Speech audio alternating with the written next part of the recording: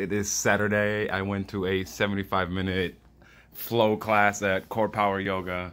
It was amazing. The teacher was awesome. The flow was nice, very different. Not a lot of flowies, but more like the traditional chaturanga, upward dog, downward dog, but more unique, elaborate. It was a really nice flow. It was a 75-minute flow. And today I was just having a lot of fun. I was like really letting go and releasing and just like being comfortable. Like I'm so comfortable doing yoga now. It's like it's my place, it's my home, it's where I belong. It is what I'm doing and I'm so happy with it. And just as a way to like release not even energy at this point. Right now, I'm like just utilizing what's the best way to do life? What's the best way to do yoga? And it is with a fun attitude, with a nice, relaxed attitude, with a happy attitude, with a joyful, grateful attitude that's just like, I'm just so happy to be here. I'm just so happy to be able to be doing this. And I'm just, like amazingly with my breath. And, like today, my yoga teacher was like, hey, your breath was amazing, that was she was like, your just breath was you just want to eat it because it's so amazing. I just kept it the whole time.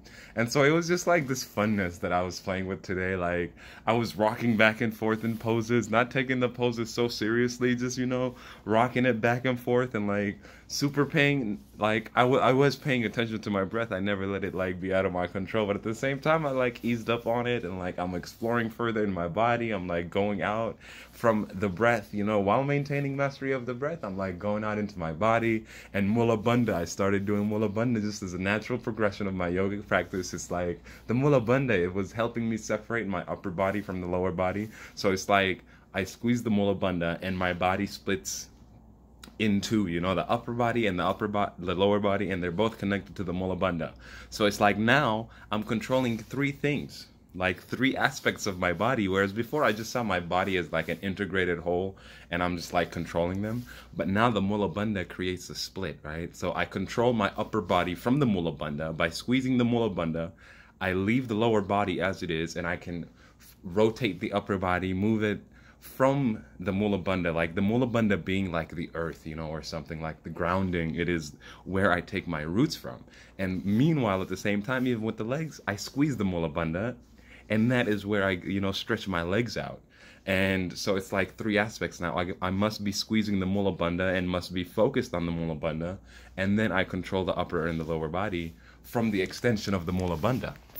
So it's like just a shift in the way that I experience my body in yoga. It's like a deeper, more integrated experience of the body, and it's like it's going so deep. Life really takes you so deep, and this was just a moment where I was like, oh, I just got into poses so much deeper.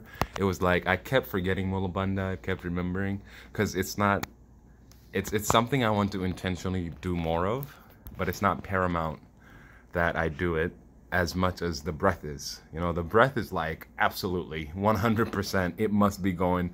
If it locks up, if it freezes, I need to stop. Mula Bandha though, like I forget it, I try to remember, I come back. Just more of a playful attitude, and I know it is something else I need to master, and it's gonna be on top of mastery of the breath. So I want to sustain the mastery of the breath, and then incorporate the Mula Bandha, and of course the yogic flow, and the asanas and all the poses and the muscles, to the level that they are required.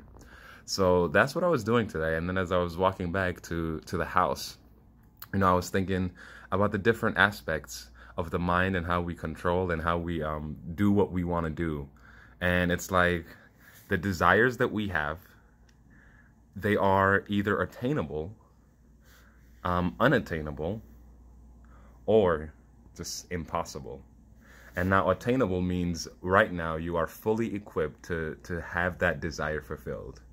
Unattainable is, it is attainable. Well, I shouldn't say unattainable.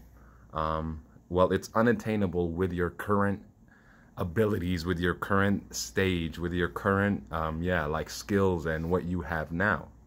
And the impossible is just something that's just not, like, it's just not ever going to be in your realm. And that's like, like if I wanted to fly, who knows? Maybe it's possible. But anyway, it's like I have always focused on what is attainable. What do I have the ability to attain? And that is all I focused on.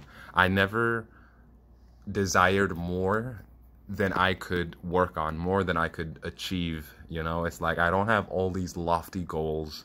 My goals are very simple. As much as I can do on a daily basis, as much as I can master, as much as I can really focus and put my energy into, that much I desire. I don't have a million desires because I know that all that isn't really attainable. It's not like a system that you can do every day.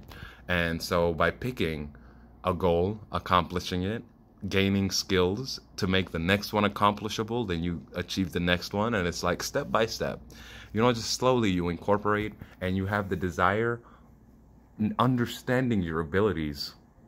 And if it is a desire that you have decided you don't have the abilities for, but you know you can work to have those abilities, then that is also like a dream to make true. And so it was just like that level of trying to maintain a realistic perspective with your desires and whether you actually want that, and then having the ability to accomplish that goal. And it's like a lot of things, I have desires for my character, you know. I think I want to be a pretty funny guy. I want to be confident. I want to be happy. I want to be spreading joy and wisdom. Actually, that's like number one. I want good relationships. I want fulfilling relationships. I want to have a great career. I want to help people. I have all these goals of what I want from my life. And I incorporate my goals into my daily routine.